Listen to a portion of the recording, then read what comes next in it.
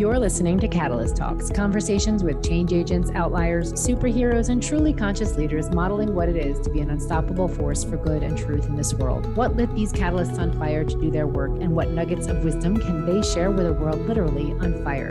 I'm your host, Stephanie Trager. I'm a transformational catalyst and life coach to maverick change agents in business, leadership, and life. On this podcast, I wear an eclectic mix of hats, including Earthkeeper, Wayfinder, Truth Teller, Coach, Lawyer, Business, and Impact Strategist.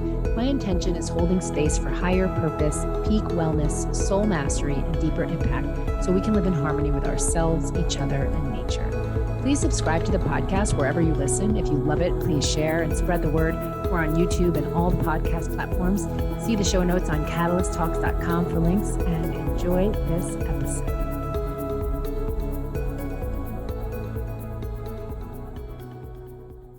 Before this episode, a word from our sponsor, Trisha Brooke and the Big Talk Academy. As impact agents, as entrepreneurs, as business leaders, as impact agents, you know that speaking can help you generate impact, influence, and income. It helps generate leads and opportunities, and it helps your message become visible to more people. So if you've ever considered taking the stage, or you have taken the stage and it's time to improve and craft your message, my friend Trisha Brooke is the transformational speaking mentor you want in your corner. She is the author of the book, The Influential Voice. She's the former executive director of TEDx Lincoln Square, the first TEDx in New York City, and of Speakers Who Dare. She has literally supported thousands of thought leaders in becoming speakers and top influential voices. She has a complimentary masterclass called It's Time to Go From Uncertain to Unstoppable Inside, and it will help you learn how to craft your story effectively for impact. Speaking gives you instant credibility, let's face it. Learning from an award-winning director like Trisha, you will hone your craft. So check out the links in our show notes, and I will share with you how you can access the masterclass, as well as head over to Trisha Brooke, that's TRICIABROUK.com/unstoppable, and start your journey to becoming an unstoppable speaker now. Again, the link is in the show notes, and enjoy this episode. Hello, everyone, and welcome back to Catalyst Talks podcast. Today, I am sharing with you how to guard your mind, because projections shift perception. If you stick through, I'm going to share with you 5 suggestions for staying true to yourself in a time of rampant projections. Projections, we wield them, we deflect them, we believe them, we become them. So how do we expand into a reality that serves our personal well-being, our inner peace, our mental freedom, our physical vitality and spiritual expansion, and the evolution of Mother Earth and humanity, when we're bombarded with projections aimed at programming our beliefs about our enoughness, our rightness, our value, our morality, our humanity, and even our meaning of this world and who we are in it? So I share with you 5 suggestions for staying true to yourself in this time of rampant projections, because I think it's important that we just take stock and become aware of how exposed we are to other people's projections about the truth, about reality, and about who we are in this reality. As we sit on this precipice of our future, it's a new world order we are watching literally take shape. We're either envisioning it and projecting it ourselves or in our communities, or we're colluding with someone else's vision being projected about it. Another option is that we are collaboratively projecting and iterating it with discernment and hyper intentionality. Everything is about intentionality here at Catalyst Talks, right? Sometimes we forget, and we are in autopilot mode, and we're consuming so much information. We're not aware of how these projections are seeding beliefs and mindsets and perceptions in our minds. So it's a time of hypervigilance about what we receive and how we make meaning of what we perceive and who we allow to influence us. Because our external realities are shifting rapidly. We might be in agreement about that, right? We're either intentionally or unintentionally spending energy to make meaning and calibrate to this new. So we're receiving all this information, and we're not even aware sometimes that we are actually having to make meaning and recalibrate according to this new information or these new pieces of what existential facts and information are unfolding before us. So it's natural if in this time of great uncertainty, you find yourself questioning your purpose, your work, your contribution, your relationships, your choices, your communities, your activities, your location, and even your truth. The VUCA world. You might have heard of the VUCA world, volatile, uncertain, complex, and ambiguous. It's an acronym that was typically used to describe business landscapes and specific industries that are shifting. And it was coined originally by the US military after the Cold War. And I'm saying this actually applies to our inner world, right? As above, so below, holographic nature of everything in reality. The 4 words, volatile, uncertain, complex, and ambiguous. They depict a lot of people's internal state right now as we navigate the disruption that's showing up in our own industries, in our lives, our personal lives, in our inner world, right? It's disrupting our ways of being, interbeing, doing business, collaborating, and harmonizing or deharmonizing with life on this planet. So using discernment with everything I'm saying, because I'm projecting everything at you right now. So receive it as a projection and decide what you want to do with it. So I'm going to ask you, if you feel this VUCA energy inside, it's a weird word, VUCA, volatile, uncertain, complex, like volatility, uncertainty, complexity, or ambiguity in your life in your inner world. Are you feeling that right now? Any of them? How is it impacting your life right now? What plates, like the tectonic plates that are shifting in this world, what plates are shifting in your personal, professional, or physical life, causing you to question what you're doing, where you're headed, what no longer feels aligned? And does it feel as though your mission or your purpose is changing in response to this new organizing principle that is subtly oozing underfoot? What is this new organizing principle that we are getting used to living in this very volatile, uncertain, complex, and ambiguous world? These shifts are impacting our psyches. They are impacting our emotional bodies and our physical bodies, our businesses, our workplaces, entire industries, the economy, our relationships, the ethics of technological innovation, and even what we believe to be true. And why? Because of projections. Projections shift perception. They can be intentional projections to get us on board with someone's vision through influence, through storytelling, through selling, or through downright manipulation. When I share my Cosmo vision with you here on this podcast, I aim to influence and bring you on board with my view of reality. I mean, there is some could say a reality war going on. There's so many different perspectives and perceptions of reality, right? And anyone you're listening to, there's a sharing and an intention to bring you on board with their view of reality by making arguments or offerings or sharing perceptions and stories about what they believe to be true, what I believe to be true, right? So what's important is to always feel into the come from. You know, do you align with the person or whatever it is, the organization, the message? Do you align with where it's coming from, the intention behind it? Because there's always an agenda behind it, right? It could just be sharing out of passion, sharing because you want to wake up the world, or you want to make change in the world, or sharing because you want to sell something, or sharing because you want to propagandize, or you want to shift an entire culture's narrative.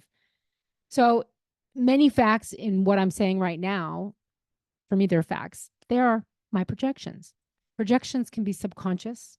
Also, the scenario where it's between 2 people or one and many people, but one person might be subconsciously or unintentionally displacing their perception of a scenario or an emotional response on another person or group as a defense mechanism. You know, we project, oh, but you did that, or oh, this isn't me. And it's like there's the defense mechanism because they're likely avoiding a feeling or an emotion, and they're deflecting it through a projection and a perception.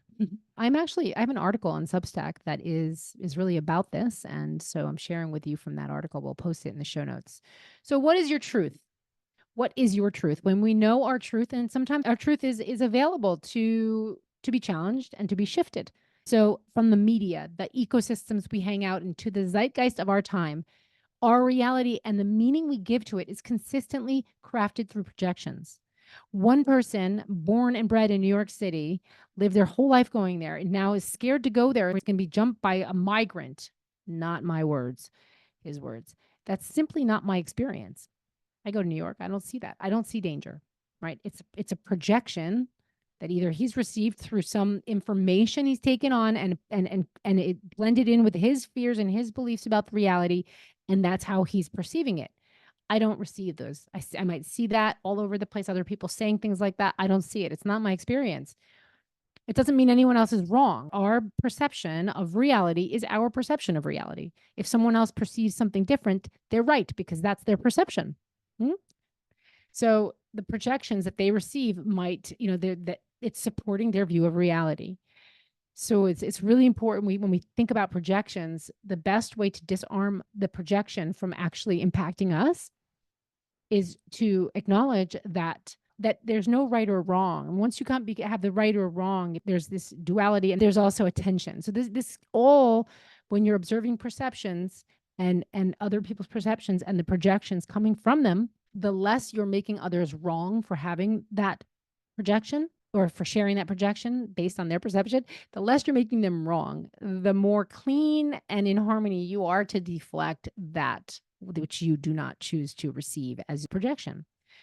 And why is this so important? Because we're not always conscious. We are building the muscle, and that's the intention of this episode here, is to share with you ways to build the muscle of discernment around what projections you receive, because 24/7 you're not consciously looking for projections, right? But we're exposed to them all the time, and we want to be mindful of what gets to hook into us and influence our belief and the meaning we're making about ourselves and reality. So projections activate our fears, our old beliefs, our inadequacies, and they also shape our hopes and desires. And as spiritual warriors walking with protection, walking in harmony with life and life-giving energy, this is that time we build our muscles of discernment, where we are researching. We're not just receiving facts as true. We're researching. We're deep in this process of like a deeper self-gnosis and the meaning making that we are actively engaged in about the world. We are aware of how we are choosing consciously to receive or not receive projections. So some of the things you want to think about are: who is telling you what the truth is? Who is telling you what the future will look like, what our future, your future will look like? Who is telling you what you ought to do with your one precious life? Who is telling you that it's going this way or that way and there's nothing you can do about it? Red flag. There's the larger narrative shaping our world.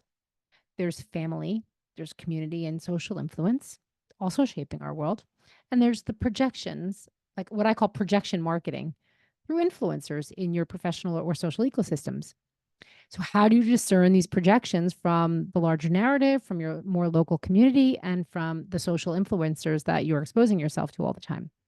Or sometimes, depending on who you are. How do you discern the projections? When you're listening to something and there's this tiny nudge and it feels like you're almost buying in, and then you're like, what? No way. Wait a minute. That's your truth, not mine.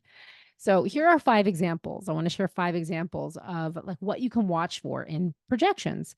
So one example, okay, right now, American politics. Not going to say more about that. Projections shooting everywhere, left and right, up and down, inside out. So just be mindful of that. Number 2, the metaverse and AI. Watch for the stories being told about the future and what is coming and how it's going to be. Because there's some people who believe in like this dystopian new world order and are casting that spell, and others are believing it. Some believe that technology will save the earth because we're dying. That's a perception casting projections. Believe it or not. Yes, we're in an evolutionary VUCA, volatile, uncertain, complex, and ambiguous moment. Yet what if we choose a more expansive projection about how we navigate through this portal? Discern the worldview of the person or entity espousing the story and casting the spell. Because if you don't have the same worldview and you're hearing this information, maybe that doesn't apply to you. So feel into your truth and your vision about your future, our future, and cast your projection instead. Another example is a spiritual entrepreneur whose business is the business of business coaching and sales coaching. And so if you're listening to somebody and they're saying you're a failure if you don't close a $500,000 in sales from a live event, or if you don't have $1 million business, you're a failure. Well, they're selling the solution to that. right? So even if you love that person and you learn from that person, it does it like be careful of how willing you are to put all of your belief about a certain industry or about yourself and your business and your purpose into another person who is telling you what the rules of the game are. Ultimately, if you listen and you're like totally in the buy-in, you might want what they're saying, so then go for it. But if that's not a fully what you want or what is yours or your alignment for, then you might believe their projection and feel like a failure and then buy their program. But it might not even be the right thing for you. So you might also realize, oh, she honestly believes what she's saying. So I don't agree though. You discern, you listen, you move on. Another example, a spiritual entrepreneur selling relationship coaching or mentoring, right? And they're casting a spell of their truth, but they're unaware of the impact or the spell that it's being casted on vulnerable minds because vulnerable minds look up to this influencer. And that spell conveniently positions this person, whether they intend to do this or not. Most people are just speaking, they're not really intending to position themselves this way, but there's a responsibility in what people are saying when they have a large following, right? And so being mindful of what you're choosing to receive as a truth and noticing that much of it is a projection because they're people's opinions about reality or business or whatever. It's opinion. A lot of things are opinion. So be mindful, right? That truth might be so spot on for that person sharing it, but it's not a truth for everybody. So discern, listen, and move on. And the last example I love, okay, this is about space. The fifth example of projections, casting, perceptions. I'm reading an article in my Boston University, it's the school I went to, and we get this magazine, Bostonia. I never read it because I kind of don't really align with so much of the content in there, the worldview. But I'm reading this article because on the cover is this picture of General Chance Saltzman. He's the chief of space operations for U.S. Space Force. This was the task force, not the task force. This was the force that was put into place by Donald Trump in 2019. Okay. The force's core mission is maintaining access to outer space, exploiting that domain for U.S. interests, and controlling that domain if contested by an adversary. That's the mission of the force. Maintaining access to outer space, exploiting that domain for US interests, and controlling that domain if contested by an adversary. Now, we all benefit from GPS, weather reports, and rapid global communications thanks to our friendly space guys. But I cannot help but read Space Force's mission through the lens of a worldview that is a mechanistic worldview, a belief about the world that projects dominance and authority over our relationship with space, with no acknowledgement of the sacred cosmic order. Not a word about extraterrestrial life in our galaxy, consciousness, or cosmic origin stories and how our relationship with interstellar beings impacts life on Earth. Or that the moon moves the ocean and we are affected. There's just a disconnect between our relationship as humans with the world beyond Earth.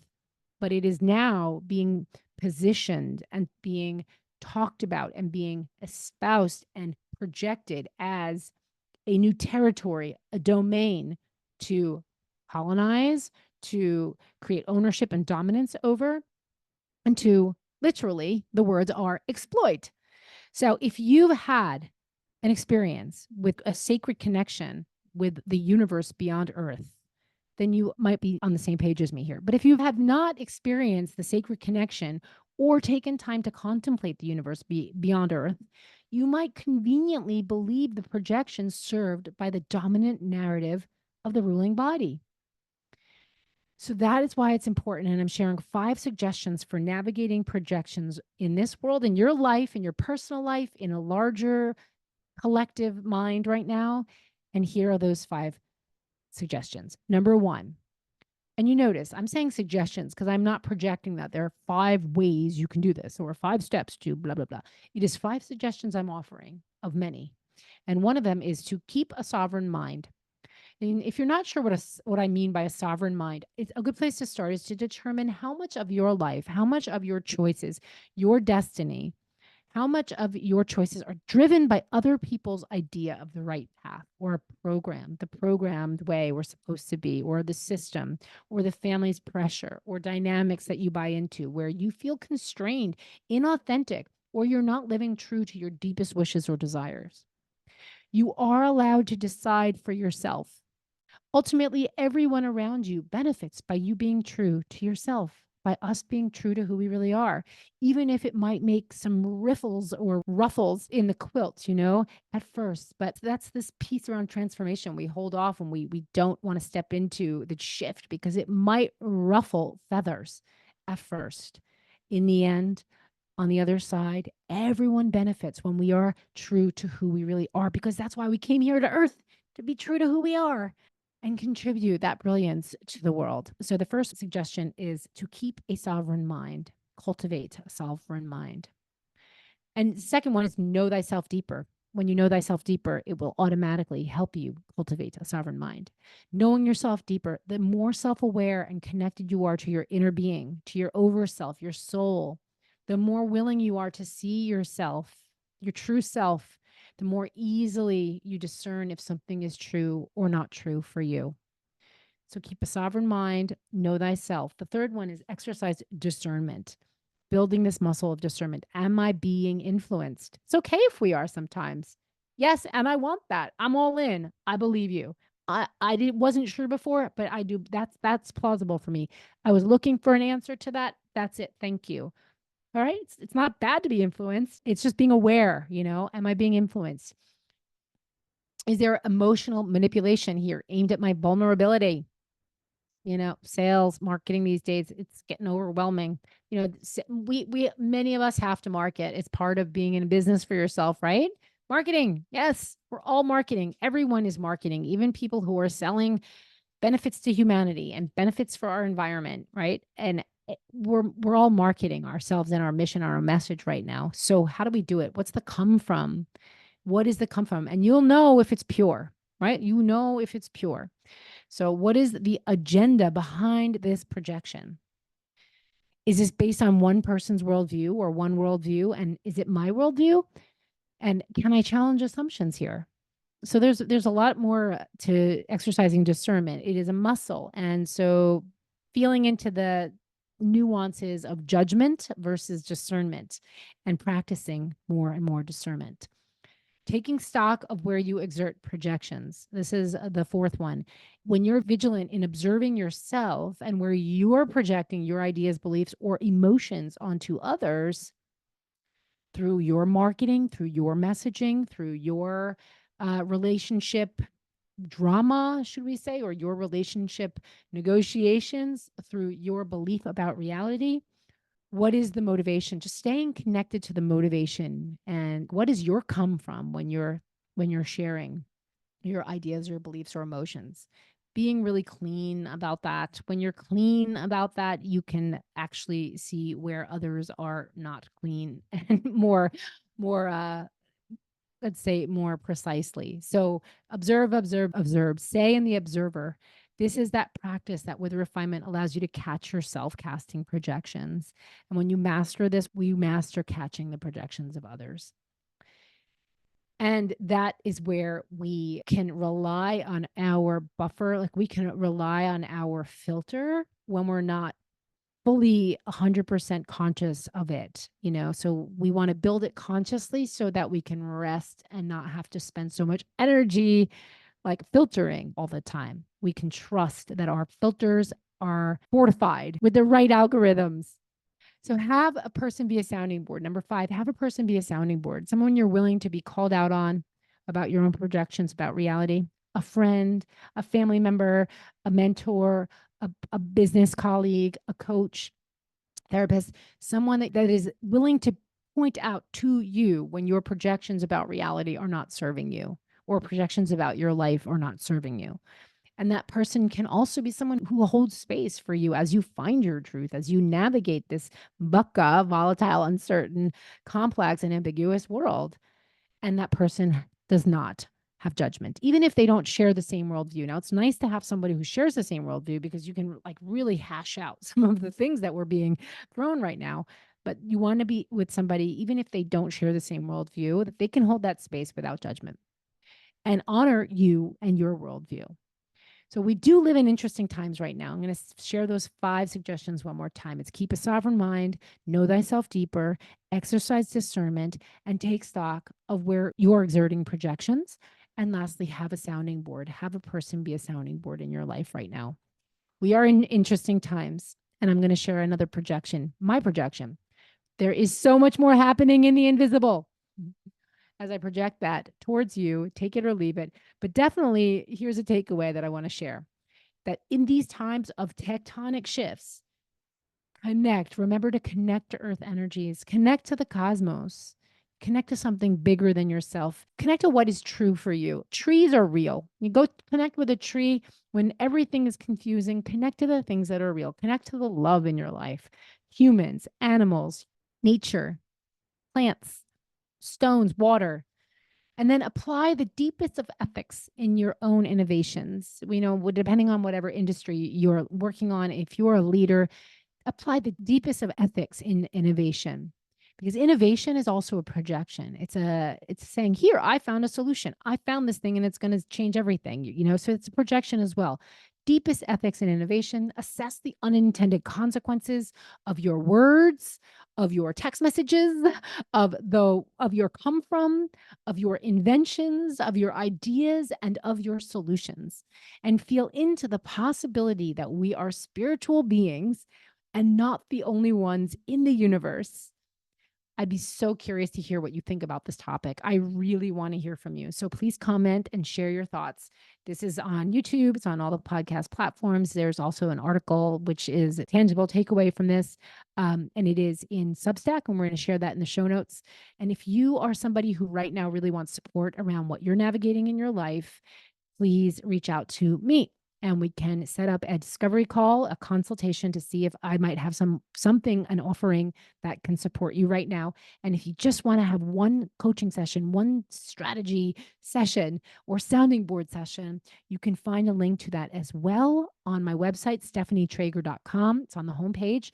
You can access the discovery consult form, and you can also access this one coaching session if you want to book that. And we'll have the links in the show notes as well.